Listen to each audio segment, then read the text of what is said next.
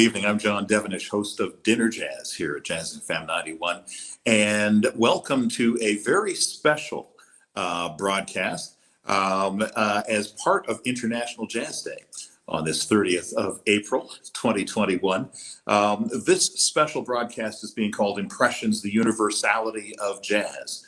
And I have some very special guests who are joining me for this roundtable. We're going to hear from Joanna Majoko, Rich Brown, Molly Johnson, and Curtis Nowosad.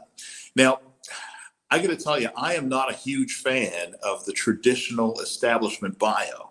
I like to go beyond the bio and find out more about the artist, something deeper about them, their reasons for expressing the work that they do, their essence, their drive, and their actual soul. I know that bios are necessary marketing tools, but I think they should never stand in for the actual breathing person. So I have some things that I want to say about each one of my guests, but they're not bios. So Joanna Majoko, instantly you are impressed by the buoyancy of the charm and spirit of her sound, flirt and playfulness of the fae. It is in the sound treatment of every note and phrase that she does. There is no pretending. No Holding Back is the title of the debut EP. And the phrase, I think, itself defines Joanna's artistry. Everything she brings and gifts she means, and it comes from heart and soul. Rich Brown. The words that describe his artistry to me include emotion, sophistication, dedication, complexity, and all of that blended in a way that makes it beautifully accessible to a listener's ear. The bass sings and swings and bends and grooves or slides in ways that you might recognize from other arts, like brush strokes or a dancer's movements, a singer's cascades. It sounds as enriched by diversity as its influences, and it is the language of the soul. Molly Johnson. When Molly sings, the rush is immediate from the first note. Her artistry transcends the confines of traditional establishment music education. It flies with a freedom and attitude. It seduces and demands the listener's attention, both in its beauty and distinction, and in its framing of the message. A mom, Molly's charm is in the grace of nurturing and the ferociousness of motherly love. Curtis Nowosad.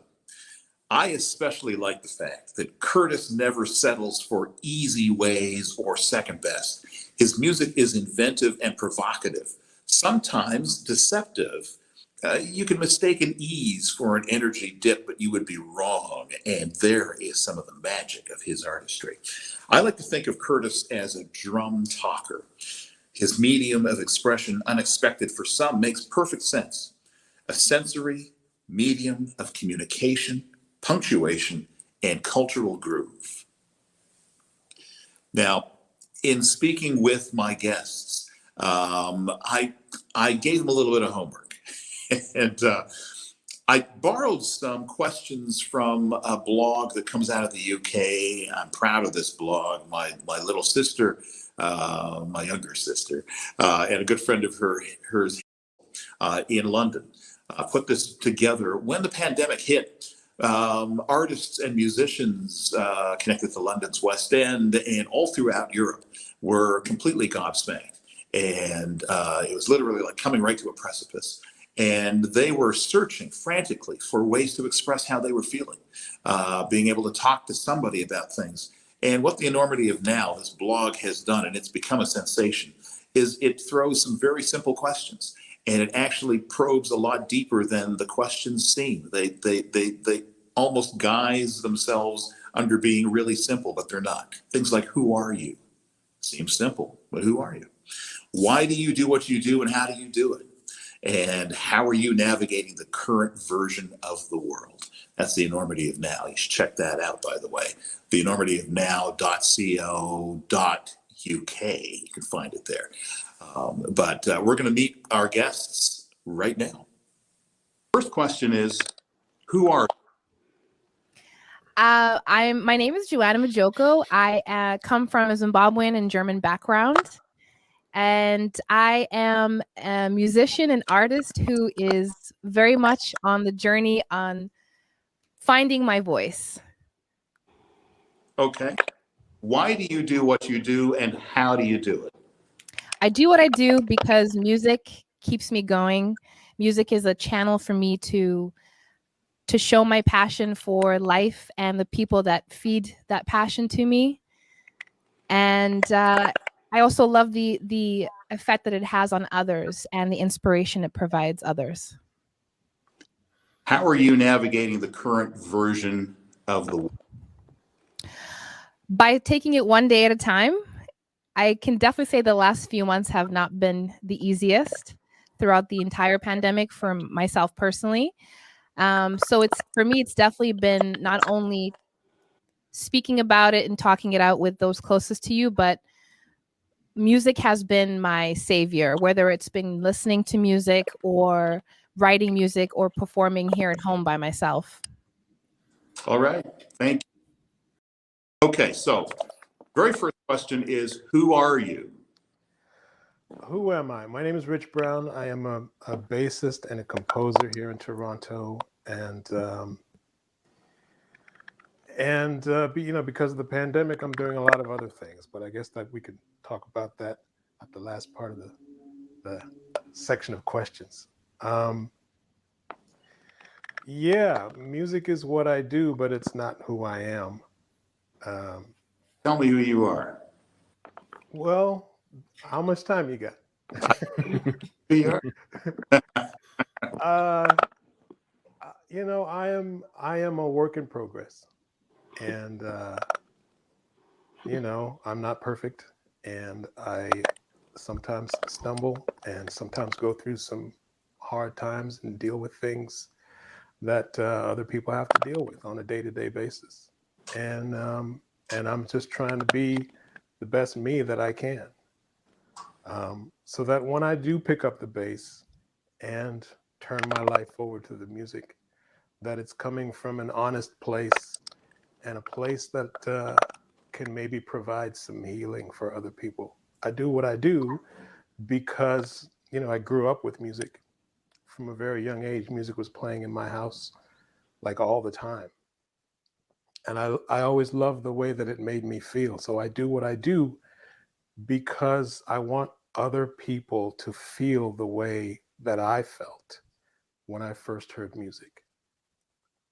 And as far as how I'm handling the pandemic, I might be having a bit of an easier time than most people. First of all, because I've always been a bit of an introvert, so isolating and staying away from people is like no problem for me. But the other thing is I've created other opportunities for myself through online teaching and working with Jazzcast. I have a show on Jazzcast that I do every week, and I'm still recording. Musicians and other producers will send me tracks, and then I can record and send them back. So I've been weirdly busy throughout the entire pandemic, and because I'm sort of staying at home and not really going out that much, I don't really get the full effect of how bad it's been. Not that I'm putting my head in the sand. It's just that I try to keep myself busy and stay positive. All right. All right.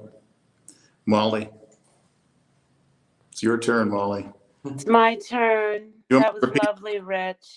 That was beautiful. That's beautiful, sweetie. Yeah. You want me to? What was that first question? Yeah. It is. Oh, who am I? Right. Yeah.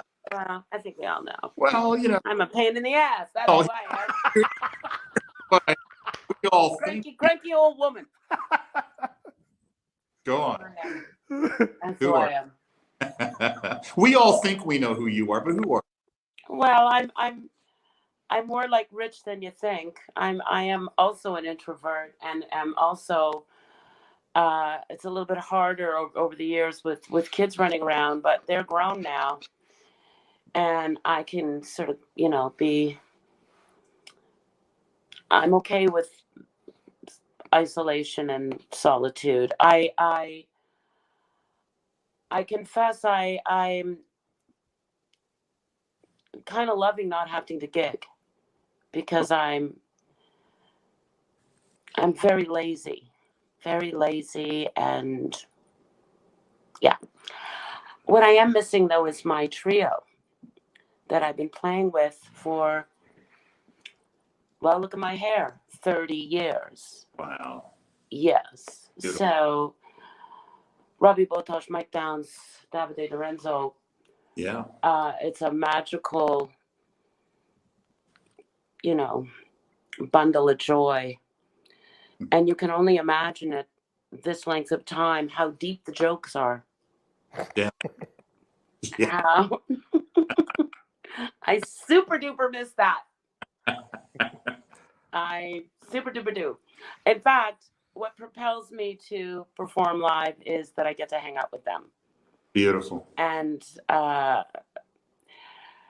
if I can make them laugh on stage, if I can, I'm really listening to them. I forget, it was probably Ella. She said all the smart stuff. Surround yourself with excellence. I didn't go to school for music. I went to school of hard knocks, baby. Yeah. And I've always done this. So it wasn't a moment when I thought I would be a singer, which is my least favorite job of all of it. I love the songwriting. I love the collaboration of songwriting. I love the recording. But what really propels me out there is the laughs with the guys. And I have heard and seen you laugh. You what? I have heard and seen you laugh, both on stage and off. Well, this is It a helps. difficult business. Absolutely. It is the business of disappointment. Yeah. Joanna, I could talk to you for hours. You at the beginning, me, God willing, near the end. It is the business of disappointment. It is the business of, you've got to really be made of Teflon. None of this feely bullshit. You'll die. Shit's got to be able to bounce off you. Yeah. Yeah. I say that with love. I get and it. a bit of edge, because everything I say has a bit of edge. Because I'm old, and I'm cranky. And how am I dealing with the pandemic? Struggling. There's just no question. I just spent the day recording with those guys, all in our separate little places. It's a nightmare. It's not fun. It's not our best work. It's not sustainable. This everybody in their little box recording, and that's not it. It is the living, breathing, smelling of those people on stage. For me, anyhow, it's all about that. And it's just not. It's not only not the same. It's a pain in the ass. It is. Yeah. All the technology of it. Yeah. That word.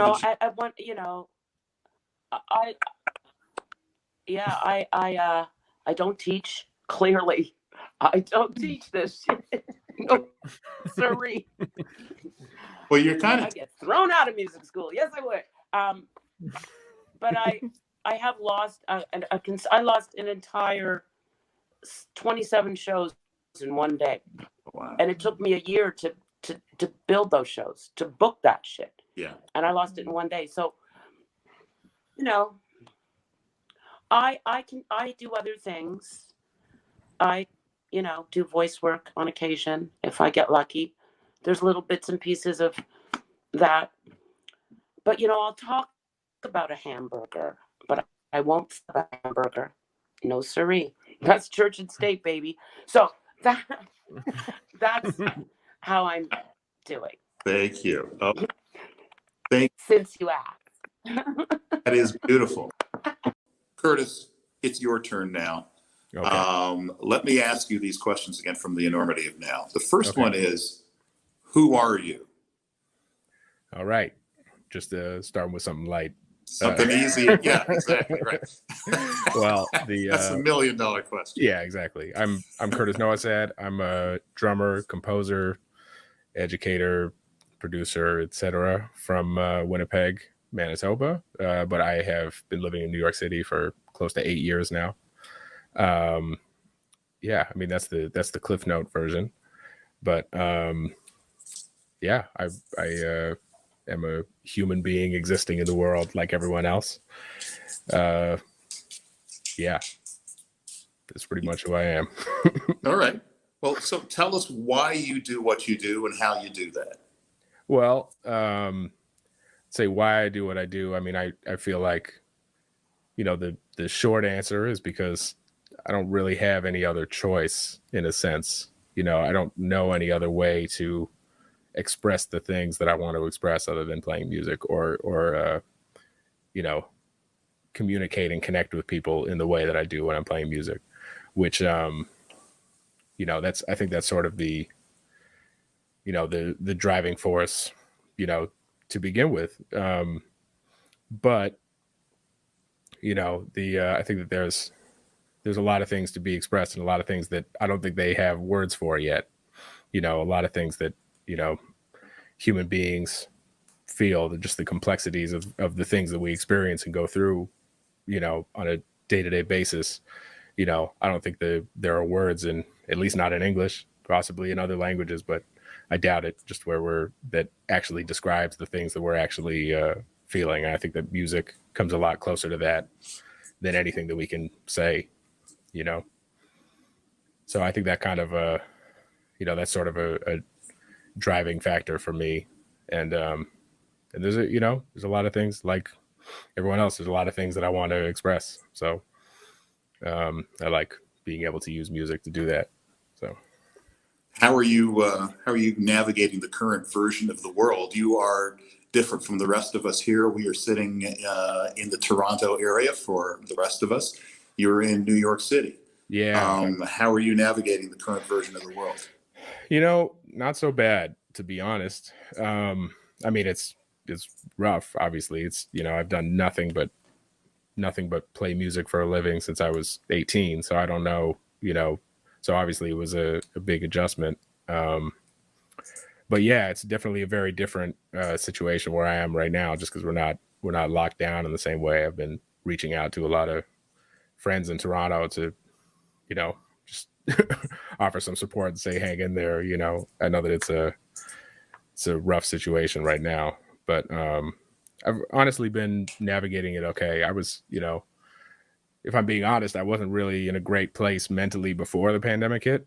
So, I'd been going too hard for too long. And, actually having life stop for a minute was, as much as the initial shock and the initial, just the general, just dealing with all of this, the existential questions of like what we're doing and all of that. But actually having life stop for a minute was not so bad, and just being able to regroup a little bit and, definitely doing a lot of stuff from home, same as everyone else, doing a lot of recording from home. Spent at least half the pandemic in front of Pro Tools, and yeah, just doing teaching remotely, doing everything that we can possibly do. And now that, things are starting to open up here a little bit, which, is like being cautiously optimistic about, because obviously it can, turn at any time and shut down again. But have been working a little bit now, but everything is, the type of gigs that we can do right now. Like, last weekend I played on 2 different Brooklyn rooftops, like just by coincidence, cool. And things like that, like live streams and, just a lot of things that are not like the, traditional gigs necessarily, but just being able to play. I mean, I think that's the number one thing that so many of us miss, is just being able to connect with other musicians and connect with an audience, just connect with other humans. I mean, I think that's the number one thing that obviously all of us are feeling, is just to, you know, trying to figure out how to connect when you're not together. So, but yeah, it's been certainly could have gone better, but you know, handling it okay, I think. Well, you said some interesting things in there about navigating and then being able to play on those rooftops. I think that there might be a perception for a lot of people that, you know, we went down to this block and we heard these musicians who live a couple doors down from us. They all got together and they performed outside, and it was beautiful. And, you know, we thanked them so much. And, you know, it's like the people who were banging pots and pans are people going to work for minimum wage. Right. Yeah. Anybody have any thoughts on that perception on how musicians are probably just happy to do it? I call it sort of the church basement piano player syndrome, where they just figure you're happy to perform.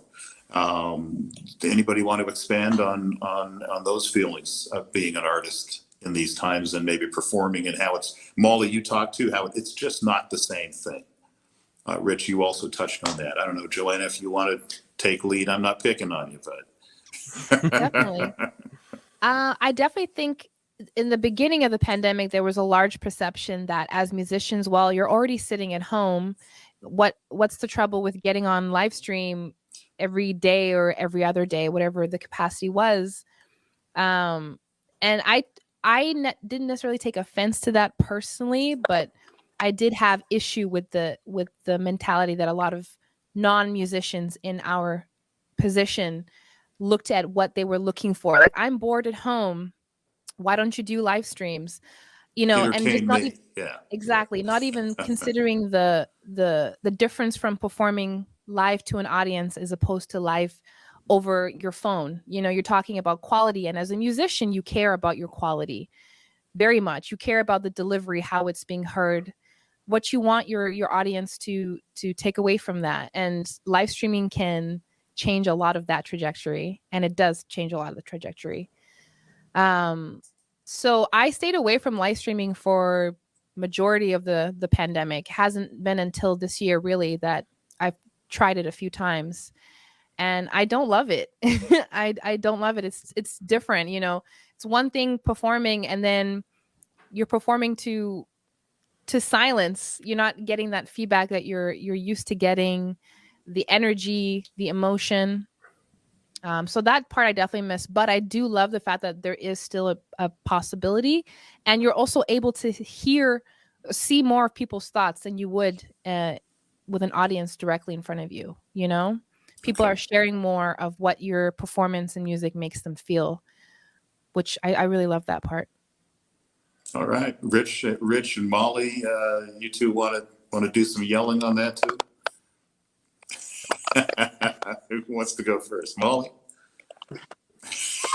Yeah, go ahead, Molly. Rich, go first.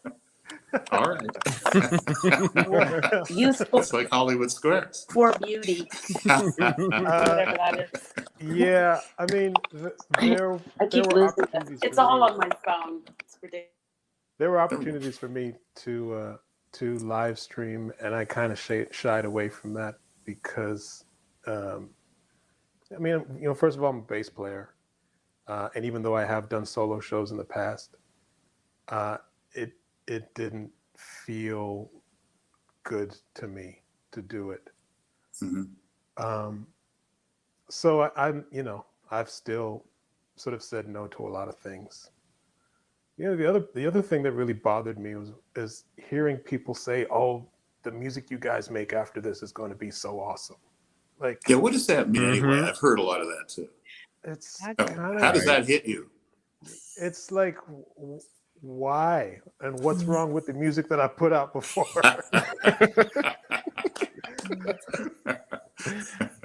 Yeah, and I don't want to put that kind of pressure on myself or anybody else. Like, maybe I'm not going to write anything. Maybe I'm just not in the mood to write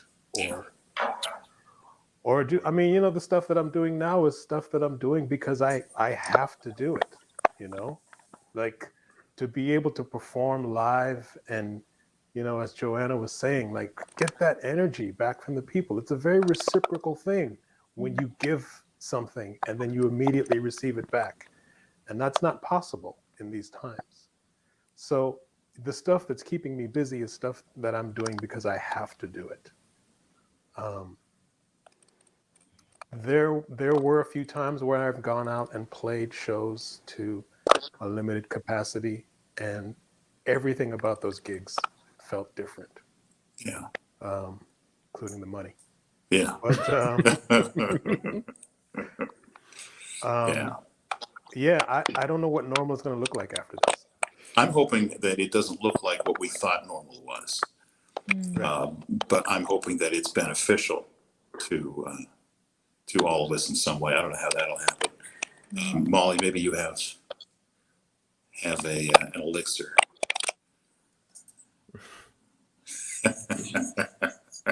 Or not.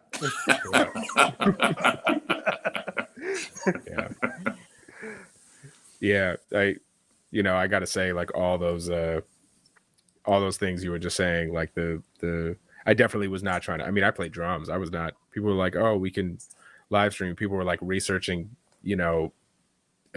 software so that you could like jam over the internet. I'm like, I don't want to jam over the internet. Like rhythm is sacred to me. Like even the Pentagon's Wi-Fi can't possibly be fast enough for us to be in the same, whatever. So it's just things like that is like but yeah, I definitely like there are a lot of like perceptions like that. Like once stuff comes back, then you're gonna be so happy to play. And like, which is, but once I like took my drums on the bus to like go play a restaurant gig, like whatever, like all the stuff that sucked before sucks now as well. Like, I was happy to be playing. The music part was cool, but like the every aspect of like all the things that were hard before are still hard now. It's not like I'm just so like, not like I'm enjoying all of the like, the cost of doing business type stuff. It's like, it's not like I'm enjoying those things now just because it's like, oh, I'm so happy. But by the same token, I did a tour a couple months ago, if you can believe that, in South Carolina. Yeah. A week with vocalist Svetlana, who is a friend of JFM. And we went to South Carolina, and then one day North Carolina and Charlotte. And there were a couple moments of that where it was like, in a ironing a dress shirt in a hotel, and I'm like, wow, I kind of missed this. This is objectively bad. I don't, like when you're like rushing between sound check and the gig, and like, oh, all my clothes are wrinkled. Okay, like this is, like, okay, this is like a very unpleasant thing, but like, oh, I kind of missed this unpleasantness. There is a little bit of that sometimes. Perspective is crazy. But definitely the, just wait and see what art everyone comes out with when this is done has just been like, I that's been really hard to deal with, because it becomes one of those like, for me, like I didn't write, I wrote like 3 or 4 tunes over the course of like a year, because like with no input, it's really hard to have any kind of output. If I'm like not out living in the world and interacting with people and like being inspired by things, like it's very hard to just like create on a dime and then have people put pressure like that it's like, well, you've got your home all day, like why aren't you like creating a masterpiece? It's like, that's got to be one of those things that is just insanely frustrating for an artist, that not being able to understand the importance of influence, and not being able to understand the importance of being a human being, right? And that you're not doing stuff for them, you do it for you. So Rich, as you were saying, that expectation, what are you going to do after? You've got to be so happy you'll be able to write stuff after. The bad words after that would be for us. Right. What's going on with that? Molly, what do you think? Molly's. Did we lose Molly? I think we lost her for a second. Oh, okay. But All right. Can you hear me? Yes, we've got you. I can't see anybody. Oh, there you are. There we go. I keep losing you guys. Oh, we're right here. So I'm only hearing bits and pieces of what you're saying. But I did hear, hard to create on a dime. And what you were just saying, Curtis, I'm working on a, dare I say, holiday record right now. And, where's my crystal ball? So I know what next holidays, Christmas, etc., is going to look like. Yeah. Right. And we've already done this once before where we recorded 4 songs right at the beginning of the pandemic, sort of in August. And now we're back in the writing mode to do the next 6 tunes. But so a holiday record now, I mean, it doesn't get any more surreal and almost ridiculous and crazy and kooky than that. Yeah. Yeah, it's kind of crazy. Also, not everybody celebrates Christmas. Yeah. I need, be very mindful of that. Sure. Be very mindful that many people, especially now, will be alone. And so, I don't need to get too dark, though I am known to do that. But I'm trying to create authentic joy and light. Yeah. Right? But yeah, it's tricky business. Absolutely. It's tricky business to get that done. Okay. As part of the homework, I had talked about 3 tracks of music and wanted to get a sense of what the impact those tracks might have been for you. On my show on Wednesdays, I do a feature called The Artistry Of. And this kind of goes along with my attitude about bios, but it also has to do with people who consider themselves academics. And, there's that term, the jazz police. And, they've memorized all sorts of information about artists. This was played on a certain day, sitting on a mahogany chair and all that kind of nonsense. But I'm more interested in how the music impacted you. And The Artistry Of was something that was started by my good friend Danny Elwell some years ago when she was here at the station. And the basic idea was to get a sense of an impression. Like if somebody who was not, let's say, that versed in music academia was in at a concert and you could see them on the edge of their seat, just loving and grooving with what was happening. And then you were able to grab them at the end of that show and say, what was going on? What really did it for you with this? And The Artistry Of would be that impression. So with that kind of a sensibility, the tracks were Ella Fitzgerald with the Mac the Knife, beautiful because she forgets the words. Yeah. Miles Davis, Someday My Prince Will Come. I got to be honest with you, as a kid, I don't remember actually being able to remember the original Disney version. This was the version that really turned me on. And then Fred Hirsch with Wouldn't It Be Lovely? That's a track from his Songs from Home, which is a beautiful thing that he did in his living room. And he talks about social isolation and that he wanted the music that he was doing to be listened in the same way. So I don't know if anybody wants to take a particular track or if anybody has ideas on all 3 tracks, but I will say go. Who wants to go first?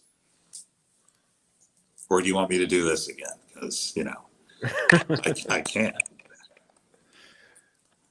Curtis, your turn. My turn. Well, I will say Ella's Louis Armstrong impression is fantastic. Yeah. You say like she forgets the words, but the ones that she makes up on the spot are incredible, and it's just swinging, I really enjoyed listening to that one. Someday My Prince Will Come, of course. I mean, listen to it a billion times. Speaking of academia, like I transcribed Wynton Kelly's piano solo on it for an improv class. No way. 13 years ago or something, so like so speaking of like the exact opposite of what you're asking for, we could make you do it right now. But that would be most unfortunate for everyone. But but I do think the of course it's incredible. The Fred Hirsch one though, like having that background.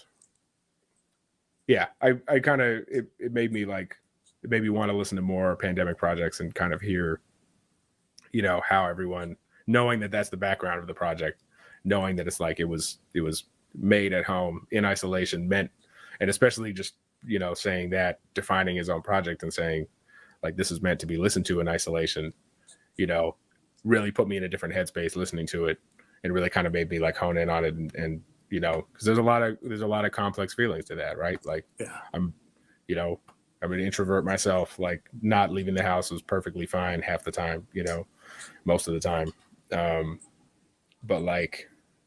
But then there's the like, you know, you kind of take for granted the things that you get from interacting with people and whatever, that like, you know, I was joking to a friend earlier today that like an entire generation forgot how to socialize, you know, because we were just all, you know, we were all like stuck inside. And so the first few times that I ended up seeing humans in person, I was like, I didn't even know how to. You almost don't know what to do. Yeah. I mean, like, you know, and I'm like pretty good at small talk most of the time. And I was like, I didn't even know how to, you know, we just all kind of awkwardly were like, oh yeah, how did we used to do this? You know? So yeah, no, I think the, you know, listening to the Fred Hurst joint with that, you know, that mindset really was really kind of captured sort of the complexity of some of these feelings, right? Like, it's a real favorite of mine for a lot of those same reasons. The fact, as you said, that he took direction, he took control of its direction. There's some tracks in there where you can hear birds in the background too. I mean, it was just, you know, he was literally at home doing this thing for him. Anybody else who wants to go next? Rich would love to go next. I'll go. Why not? Yeah. You know, the Fred Hurst thing, that was important for me because it reminded me of how to listen to music the way it was intended. Wow. Because for me, as a musician, we tend to, or I can't speak for musicians, but I tend to analyze and, you know, really miss the forest for the trees sometimes. Like I feel like I did that with the Miles tune because I was so focused on the contrast between the pace that Miles took his solo against the pace that Coltrane just like unraveled the horn. Like it's so different. So then listening to that and then going straight to the Fred Hurst tune, I was like, oh, wait a minute. This is how I'm supposed to listen to music. I'm not supposed to care about, you know, the chops or what scale was played over what chord and why. Like that's not why you listen to music. That's not even why I play music. So that was important for me, and it really put me in this space where I could understand the beauty of where it's coming from. He put me in his personal space.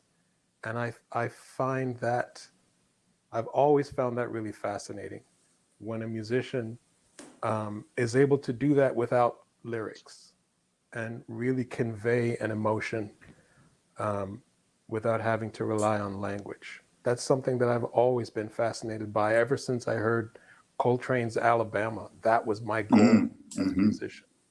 Like to be able to put such vivid imagery into the minds of a listener. That's the magic to me. That's the stuff that you're not able to teach or, you know, learn in a school. Those are the more intangible things about music that I can sometimes take for granted because I'm trying to put everything under a microscope. So I'm grateful for that song. I'm glad because it reminded me of, you know,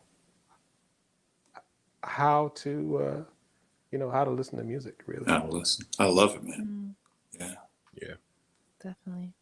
No, and I think a lot of us are having to connect to or trying to. I mean, I know for me, I kind of went through a period of listening to records I hadn't listened to since I was in high school or early college.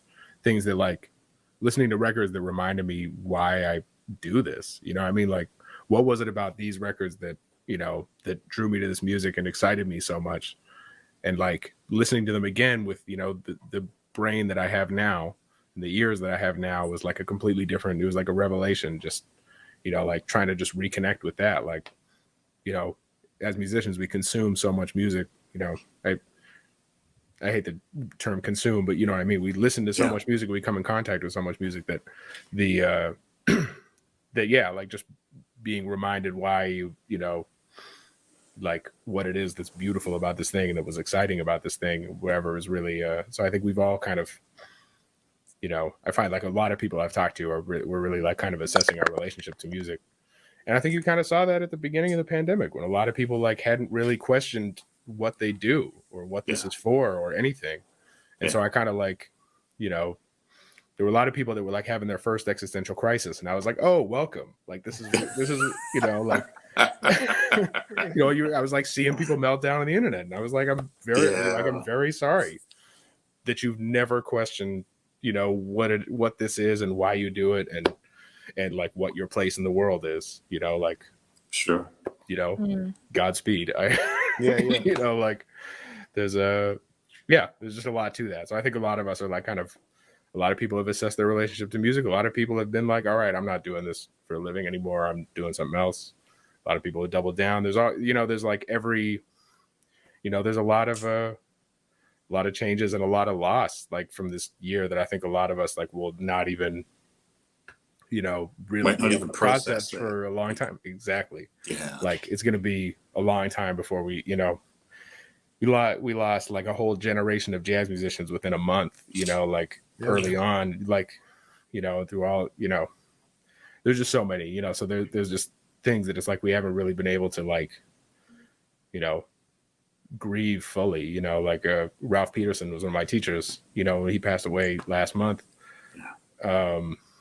And just like, just how hard that hit me. But then I was kind of like, you know, very, like, I kind of noticed the defensive mechanism of like, we've all been processing so much loss over the past year that like, I've noticed a defensive mechanism where my brain sort of like, we're like, okay, like we're done with that now because we need to keep it moving. Cause if you actually like go down this road, it's going to be, you know, you're going to end up processing all this other loss and all this stuff, you know? So it's very like, you know, it's very interesting. I think a lot of us are going to be having stuff come up that we have to process that we're not actually realizing we're dealing with, you know what I mean? Because you know, so many of us, I think, have put up defenses in our brain to like, just be able to keep functioning in the world, you know, through all of this. It is massive. I'm hearing it and I'm unconsciously using the word enormity, and I'm trying not to turn this into a segue, but it goes right into that blog, you know, The Enormity of Now, which is literally why they created it. It goes along with exactly what you and Rich have been talking about how so much is happening and we don't even know how to process in this context. We barely could know how to process in the old context. And in this one that we're just sort of floating around in now, it's tough enough to try to figure that out. Molly, any thoughts on any of the tracks? Or even just with what we've been discussing here? Can you hear me? Can you see me? Am I absolutely here? Am I yes, silly? You are. You know, Ella Zella, and God bless her for not knowing the words. I never know the words to anything. I'm notoriously bad. I loved that. I love the things she said more than the things she sang. I mean, she's, you know, a little Cheryl for crying out loud. But nothing to say about that. But, you know, identifying that this is a song that boys usually sing right off the top was kind of funny to me and true. And I love that. I love that the lyrical thing. I'm just I'm really not such an academic around music. I listen to it, I love it, or I turn it off. That's the whole idea of this. You know, I to be honest, I sort of napped through Fred Hirsch. Now, mind you, I nap through a lot of stuff these days because I'm old. But I did sort of go, snooze, fell asleep. Right? Yeah. Oops. No, that's all right. Miles, I actually do know that ridiculous. I don't know it. I couldn't sing it to save myself, but I do know that. I mean, we do know that lyrical. Someday my prince will come. Yeah. I thought to myself, that's an interesting way of. It was very sad. Yeah. And wistful almost. Yeah. And is he gay? I don't know. What's going on? I don't know. I don't know. I just thought that it kind of fit in with Waiting. That I can't say on the radio. Well, we're not on the radio. Well, So say it. We're not on the radio. Out loud. But I do remember seeing him as a child Yeah. at the O'Keefe Center. That's right. Okay. That's right. Yes. Yeah. Yes. And, Turned into a hummingbird. It was at that time when he wasn't playing a lot. He was just kind of, and then he'd walk around the stage for a while, and then he'd go, and then he'd walk around some more. And my dad and I were there, and one other black man in that audience in 1970, whatever, in Toronto. Hello. That may have been all they allowed. My dad and probably Lincoln Alexander or Dr. Salmon or Dr. Hill. You know, it was like a handful. Yeah. And I remember my dad yelling from the audience to Miles Davis. Wow. Come on, man, play that. Come on, man, play it. You're messing around. Play that home. Come on. Like that kind of stuff. I'm like, whoa. I'm so mortified. I wasn't quite a teenager, but I was, oh my God, please. Sinking into my seat, trying to slide under the seat in front of me. That's not allowed in Upper Canada. So, well, my dad wasn't allowed in Upper Canada with his afro and his red Firebird rag top. Only black professor in the land. Oh, yeah. But I just have fun. I loved listening to your choices, John Devenish. I thought that was more interesting to me almost than the choice. I just thought it was interesting that those were your choices. Those are my choices. Yeah, good. Well, thank you. Those were your choices. I like it. Joanna? Yes. For me, what I loved about the Mac the Knife is not only the juxtaposition of Ella singing a song that was typically sung by a man or men. It's also the juxtaposition of the storyline of murdering someone, but with this really, swing, upbeat, harmonically. What you're hearing is you're thinking, oh, this is a beautiful story about a man meets a woman, love, whatever the case may be, but recounting murdering someone. And so I love that juxtaposition. Weird, huh? And I think that really ties in well to what we've been experiencing this last year and a half. I know I've gone through a whirlwind of emotions, especially with every announcement of what is happening here in Ontario. The last few days, I've just been laughing out loud at the ridiculousness of what life is right now. And that's listening to this is that what sort of tied into how the music fits into pandemic life is that juxtaposition of it feels like everything is burning all around me, but I think I'm fine and I'm laughing, and there's a swing band right behind me. Life feels good. And then jumping to the Fred Hirsch piece. It was emotional listening to it because harmonically, I'm really drawn to what is happening in terms of the foundation of the music.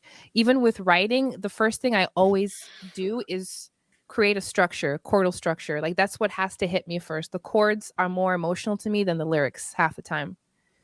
And so I was really touched by the somber approach to his playing, the beauty you hear with hearing the birds chirping. You really feel like you can submerge yourself into where he was in that moment and you can feel his emotion. And Someday My Prince Will Come. If anything, it's one of my favorite recordings, but I don't know if it really hit me in a specific way in reference to pandemic. Okay. Well, I'm getting some signals here.